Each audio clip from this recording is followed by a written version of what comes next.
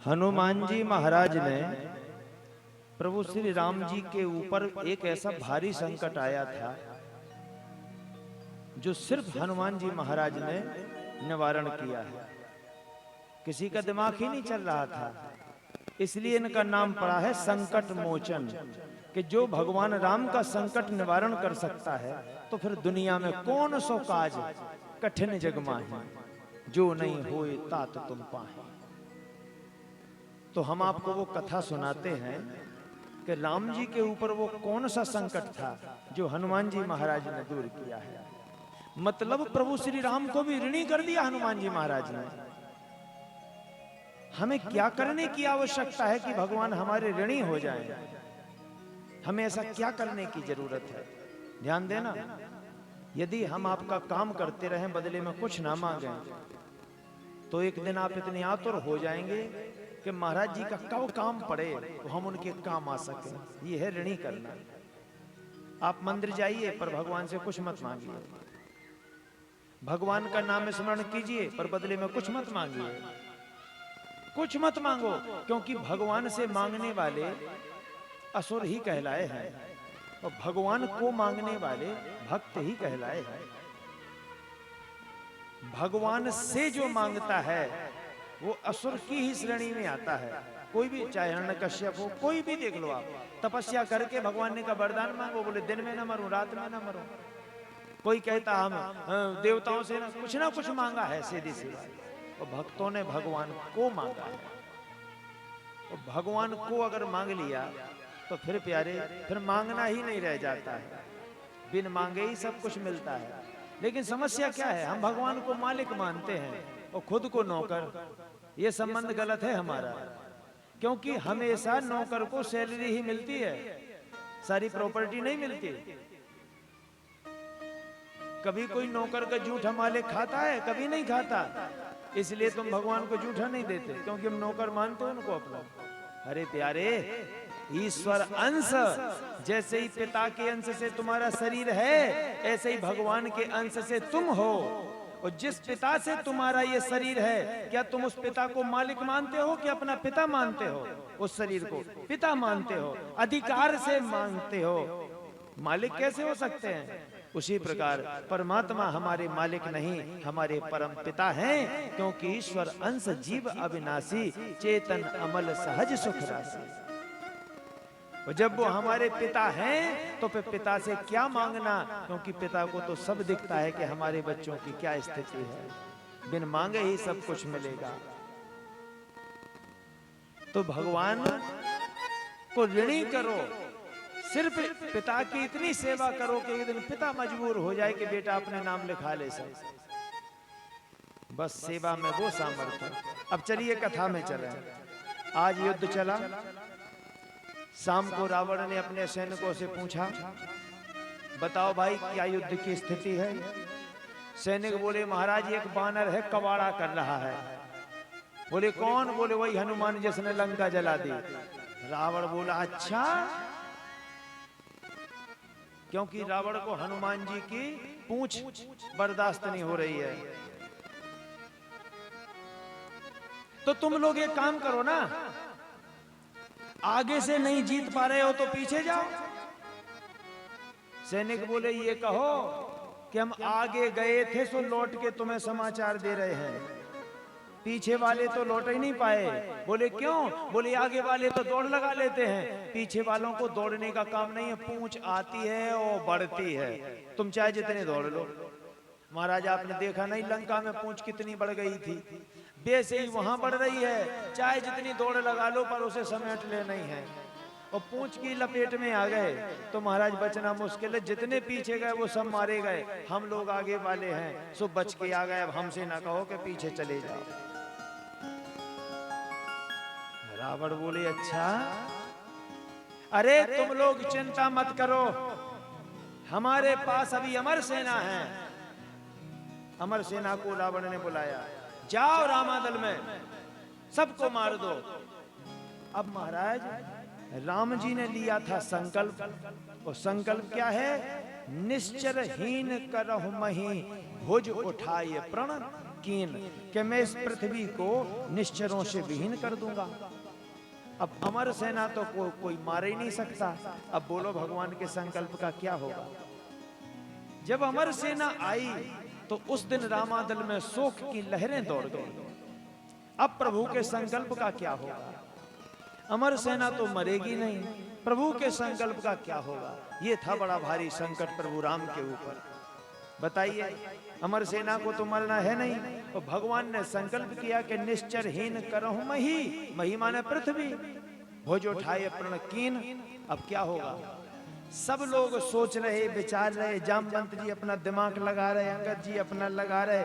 हनुमान जी बोले पहले युद्ध में तो जाओ, बाद में सब हो जाएगा, पहले आगे तो बढ़ो। अरे बोले भैया होगा क्या युद्ध में? कैसे मरेगी अमर सेना? क्योंकि उसे कोई मार ही नहीं सकता। हनुमान जी बोले प्रभु क्या अमर सेना को हम भी नहीं मार सकते? राम जी बोले कोई नहीं मार सकता, क्योंकि ब्रह्मा जी का वरदान है कि वो सब अमर हैं। प्रभु आपके संकल्प का क्या होगा? राम जी बोले हम भी चिंतित हैं कि मेरे संकल्प का क्या होगा। हनुमान जी फिर भी नहीं माने, पहुंच गए युद्ध में अकेले, और रावण ने भेजी अमर सेना। वो जब अमर सेना आई तो हनुमान जी ने आगे नहीं दिखाई, पीछे दिखाई। वही कथा फिर आ जाती है पार्वती जी वाली। पार्वती जी ने कहा था कि आप हमें पूंछ बना के लगा लो, क्योंकि आप ब्रह्मचारी बन के जा रहे हो, आगे तो स्त्री रहेगी नहीं, तुम हमें पीछे पूंछ बना के लगा लो। इसीलिए हनुमान जी के मंदिरों में लोग पीछे जाके प्रार्थना करते हैं कि माता जी से कह दो तो पिताजी मान ही जाएंगे। तो हनुमान जी बोले अब समारो, तुमने शर्त रखी थी जब जब मुसीबत पड़ेगी हम साथ देंगे, अब करो कुछ। पार्वती जी बोली तुम पहले साइड तो दिखाओ। और हनुमान जी महाराज ने जैसे ही पीछे दिखाया, पूंछ गई और अमर सेना को बांध लिया। लक्ष्मण जी कह रहे क्या होगा बांधने से, उसे मरना तो है ही नहीं। अब हनुमान जी महाराज ने घुमाना शुरू किया, चला हेलीकॉप्टर का पंखा, और जब अच्छे राउंड बना लिए हनुमान जी ने, ये समझ लो कि कुछ नहीं दिखाई दे रहा, पंखा चल रहा है। और जब फेंक दिए सीधे पृथ्वी के उस पार निकल गए। हनुमान जी बोले बने रहो उधर ही, क्योंकि प्रभु का संकल्प है कि निश्चरहीन करहु मही। पृथ्वी में गुरुत्वाकर्षण है, नीचे आओगे। अब जब पृथ्वी के ऊपर ही चले जाओगे तो कैसे नीचे आओगे? बने रहो। देवताओं ने पुष्प वृष्टि कर दी। बोलिए संकट मोचन हनुमान जी महाराज की जय हो। रावण प्रतीक्षा में, क्यों क्या हुआ? आज अमर सेना ने तो रामादल में शोक की लहरें दौड़ा दी होंगी। जो लोग देख के आए नहीं दौड़ा पाई महाराज। बोले क्यों? वो अमर सेना? बोले गई। अमर सेना कहां गई? बोले जी हमें थोड़ी पता कहां गई, हमें तो इतना पता है कि गई। बोले क्यों? बोले जाते तो देखी और ऐसे नहीं देखी। बोले महाराज पहले तो ऐसे ऐसे हम करते रहे कि हम जानकारी लगाए रहे, और जब अच्छे राउंड बनाए फिर तो बोले हमारी गर्दन भी काम नहीं की, फिर कुछ नहीं दिखा, एक पंखा सा दिखाओ, कहाँ चले गए? जाते देखे पर आते हमने भी नहीं देखे महाराज। रावण बोला अच्छा रुको, इसकी पूंछ में गुण है, मैं समझ गया। और व्यक्ति की शक्ति छीन कर दो, व्यक्ति कोई काम का नहीं रहता। और हनुमान की शक्ति है पूंछ। अब हम इस पूंछ को उखाड़ फेंक देंगे तो ये हनुमान कुछ नहीं कर पाएगा। इसने पूंछ से हमारी लंका जलाई, पूंछ से इसने हमारी सेना को भेज दिया, पूंछ में बांध बांध के हमारे सैनिकों को मार दिया, हम इसकी पूंछ उखाड़ देंगे। रावण अपने मुंह छेंटता हुआ आज रामादल में पहुंचा। हनुमान जी बैठे थे, राम राम राम राम कर रहे थे, इतने में जी पीछे से गया। चोर हमेशा पीछे ही से जाता है। और रावण ने पूंछ पकड़ ली, और जब पूंछ पकड़ी तो हनुमान जी ना तो लड़े और ना मुड़े, वो तो सीधे उड़े। और जब हनुमान जी उड़े तो रावण पूंछ पे लटक गया। लक्ष्मण जी बोले कहां जा रहे हो? बोले ऐसे भी छोड़ आए वहीं जहां इसकी सेना गई है, नहीं तो ये पीछे से आता ही रहेगा। रावण पूंछ पकड़े और शिव जी को याद कर रहा है। बोले हे गुरुदेव, हे गुरुदेव, कृपा करो, कृपा करो, ना तो ये पूंछ छूट जाए और ना परमेश्वरी टूट जाए। अगर छूट गई तो नहीं बचेंगे और टूट गई तो नहीं बचेंगे। हनुमान जी महाराज बोले बहुत आता है तुझे, वहीं छोड़ेंगे। इतने में देवताओं ने कहा अगर आप वहां छोड़ आए, इसका मरना प्रभु के हाथ से है, यश तो प्रभु का होना चाहिए। तब हनुमान जी बोले कि हम ठीक है। सो लौट कर आए, रावण को छोड़ा, रावण दौड़ लगा के भाग गया।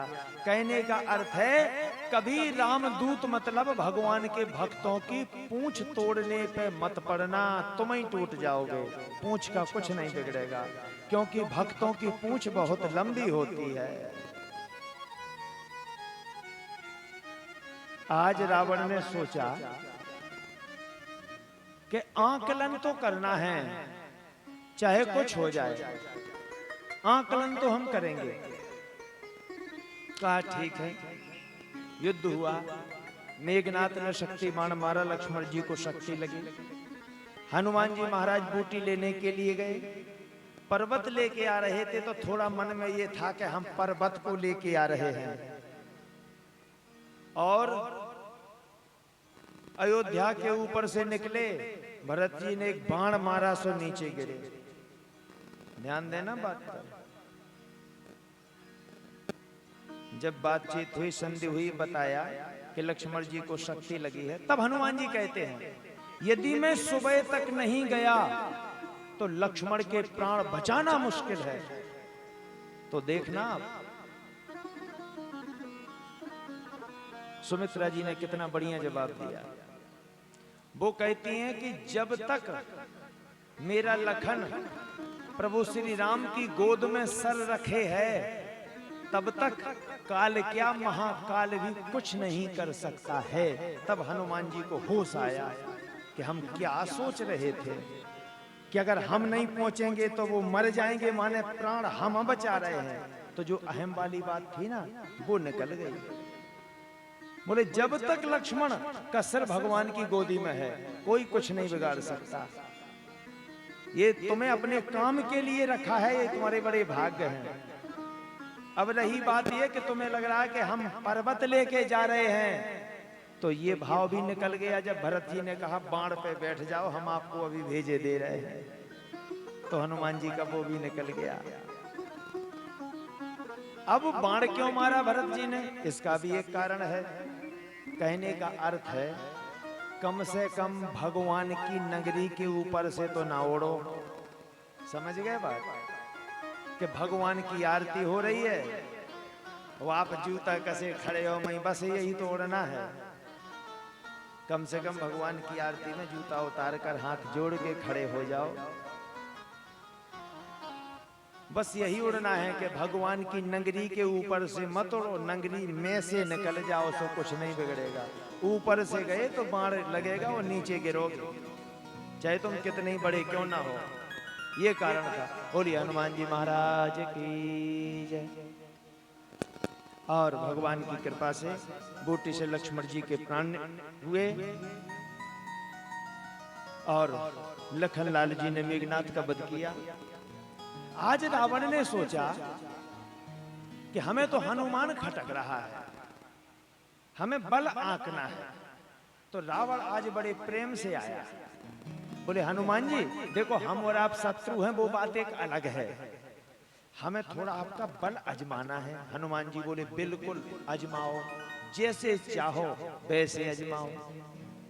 बोले वैसे नहीं, एक एक मुक्के का युद्ध, बस इससे ज्यादा नहीं। बल आजमाना है। हनुमान जी बोले हम तैयार हैं, आजमाओ। कैसे आजमाना? रावण बोले बस एक एक। हनुमान जी बोले हम तैयार हैं। तो बोले लो एक मुक्का मारो, तुम्हारी बारी। हनुमान जी बोले नहीं रावण, तुम एक मुक्का मारो, तुम्हारी बारी। रावण बोला नहीं हनुमान जी, तुम मारो, तुम्हारी बारी। हनुमान जी बोले हम तो मार देंगे, पर तुम्हारी बारी नहीं आएगी फिर, इसलिए तुम अपनी बारी कर लो पहले, तुम्हारी बारी की गारंटी नहीं है। रावण बोले चलो ठीक है।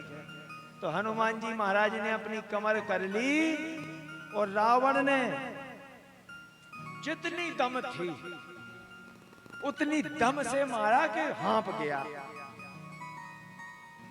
तुलसी दोहावली में लिखते हैं कि जानो टेक भूमि न गिरा। हनुमान जी महाराज धरती में नहीं गिरे, थोड़े से झुके और फिर बैठ गए। बोले लो। रावण बोला हम हाँप गए, तुम्हें कुछ नहीं हुआ। हनुमान जी बोले अब है हमारी बारी, करो कमर अपनी। रावण बोले लो घालो। और हनुमान जी महाराज ने जैसे ही मुक्का उठाया तो इंद्र, शिव जी, ब्रह्मा जी, सब देवता हा हा तुम्हारी जय हो जाए। अगर इतने स्पीड में मारा तो 32 इंची बोर करता हुआ रावण पाताल में भी ढूंढने से नहीं मिलेगा। और तो छोड़ दो। अतुलित बल धामम है मुसैलाभ देहम, धनुज बन कृशानम ज्ञान नामाग्रगण्यम, सकल गुण निधानम वानराणामुधीशम, रघुपत प्रिय वक्तम बातु जातम नमामि। इसलिए महाराज इतने जोर से मत मार देना, आप ही मार दोगे तो फिर संकल्प का क्या होगा प्रभु श्री राम जी के। बोले चलो ठीक है। तो कितना मारना? सो ब्रह्मा जी ने हाथ पकड़ के नीचा किया। इंद्र बोले इतना कौन नीचे कर? सो बिल्कुल इतना कर। हनुमान जी बोले इतना बस? ब्रह्मा जी बोले इतना ही में तो रिजल्ट देख लेना क्या आता है। और जब इतना करके इतना सा मारा खाली बस, और रावण खा पछाड़ नीचे, आंखें खोले बंद करे, फिर बंद करे, खोले फिर आंखें बंद करे। इंद्र बोले छिड़को पानी मुंह पे। वो आ गया गस्त, भाग गई मूर्छा। अब सोचो हनुमान जी महाराज अगर इतना पड़ता तो क्या होता। अब रावण को क्या पता कि कितना मारा। रावण उठे, बोले बहुत जोर से मारा। ब्रह्मा जी बोले जी कहो बचा लिया हमने तुम्हें, जोर से नहीं मारा, इतना घलवाया बस। बोले इतने में तो पूरा काम हो गया। बोले अगर उतना घलता तो। रावण हाथ जोड़ के चला गया। बोले इनसे नहीं टकराएंगे चाहे कुछ हो जाए। चला गया। अंत में विभीषण ने बताया कि प्रभु इसके नाभि में अमृत है। ये बात एक बार प्रभु श्री राम ने बचपन में ही रावण को मार दिया था खेल खेल में। तब सुषेण वेद को बुलाकर वो प्राण नाभि में स्थापित किए थे। उस समय रावण के साथ में सिर्फ विभीषण थे और विभीषण ने देखा था कि ये प्राण स्थापित नाभि कुंड में किए गए हैं। इसलिए आज विभीषण ने बता दिया कि प्रभु नाभि कुंड में इसके अमृत कुंड है, जब तक वो नहीं सोचेगा इसका वध नहीं होगा।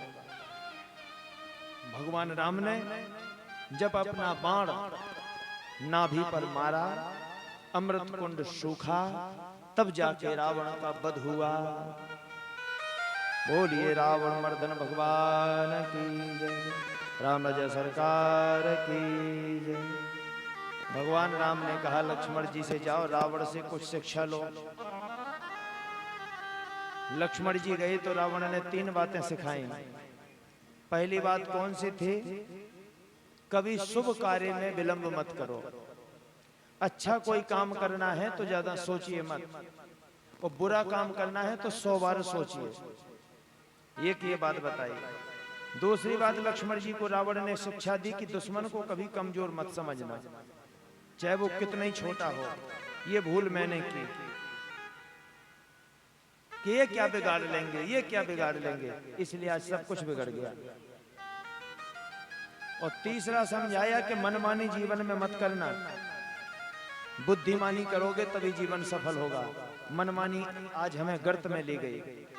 ये 3 शिक्षाएं लक्ष्मण जी को दी और रावण ने अपनी प्राण ज्योति भगवान के श्री चरण कमलों में स्थापित की। भगवान को रावण ने भजा, लेकिन बैर भाव से भजा। इसका कारण क्या है? एक हिसाब से देखा जाए रावण दोषी नहीं है।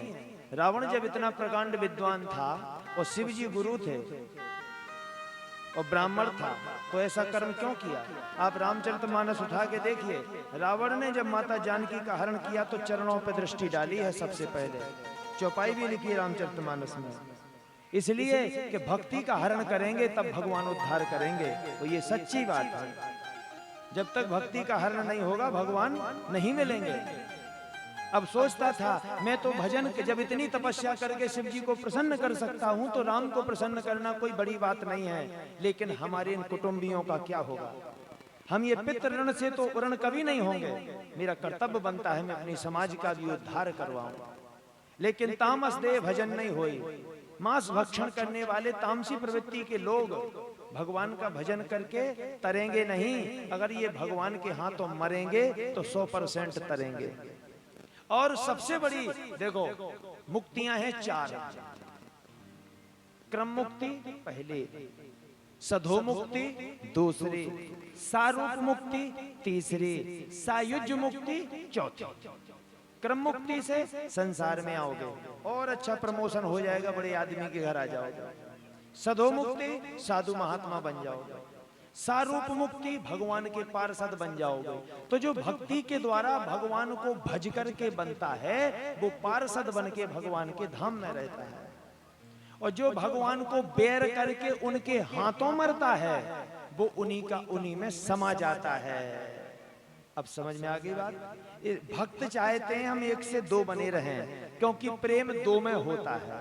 और ज्ञानी चाहते हैं मोक्ष को कि हम तो उसी का उसी में मिल जाएं और खत्म बात। ये मुक्तियों का तो रावण प्रकांड विद्वान था, उसने स्वयं और परिवार को सायुज्य मुक्ति दिलाई। आप देखना रावण की प्राण ज्योति निकल के भगवान में समाहित हो गई, कंस की प्राण ज्योति निकल के भगवान में समाहित हो गई। उसी का उसी में मिल जाना, ये है वो बड़ी मुक्ति। तो रावण ने भी, अब देखना, रावण ने भी सहयोग किया है भगवान राम का। हनुमान जी ने किया और रावण ने किया। भगवान का संकल्प था निश्चरहीन करो मैं भुज उठाए प्रणकीन, तो हनुमान जी ने सहायता की, पर रावण ने भी सहायता की। भगवान ने बिना फल वाला बाण मार के मारीच को उधर कर दिया था। अगर वो रह जाता तो भगवान के संकल्प का क्या होता? तो रावण ने भी उसको ढूंढ के भिजवाया था कि मर उनके हाथों, तब हमारे प्रभु का संकल्प पूर्ण होगा। तो कहने का तात्पर्य प्यारे, रामचरितमानस हो चाहे कृष्ण चरित्र हो, अच्छाई और बुराई, जीत अच्छाई की होती है, बुराई की हार होती है। बाकी सब रोल प्ले करने वाले एक्टर हैं। हम और आप अमरीश पुरी को माने कि ये पापी है, दोषी है, हमने अपनी आंखों से देखा इसने किडनैप किया है, पर वो रोल मिलता है अमरीश पुरी को। अगर वास्तविकता में देखा जाए तो अमरीश पुरी वैसा इंसान नहीं है जैसा पिक्चर में दिखता है। वो जैसा रोल मिले, अब गद्दार नहीं होगा तो हीरो की पहचान कैसे बनेगी? खटाई नहीं होगी तो मिठाई का अस्तित्व तो खत्म ही हो जाएगा। इसलिए एक दूसरे के पूरक है। तो रावण के पुतले जलाना, रावण के पुतले नहीं है, बुराई को जलाए हैं हम लोग। सिर्फ रावण को तो जलाते आ रहे पर अपनी बुराई को नहीं जला पा रहे। राम और रावण ने एक चीज सिखाई है, राम की चरित्र बल से जीत हुई है और रावण की चरित्र बल से हार हुई है। अगर जीवन में चरित्र बल आपका श्रेष्ठ है, कैरेक्टर आपका मजबूत है, आप आगे बढ़ते जाएंगे, समाज का उदाहरण बनते जाएंगे। वो आप कितने ही बलशाली हों, रावण ने ये सिखाया दुनिया को। देखो काल पाटी से बंधा, शनिदेव उल्टे लटके हैं, ब्रह्मा जी वेद सुनाने आ रहे हैं। इतना पावरफुल होते हुए भी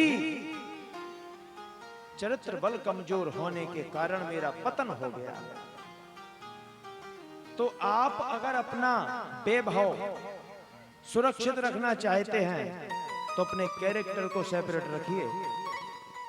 यहां से आपकी हार हो सकती है, वो यहीं से आपकी जीत हो सकती है। बोलिए राम राजा सरकार की।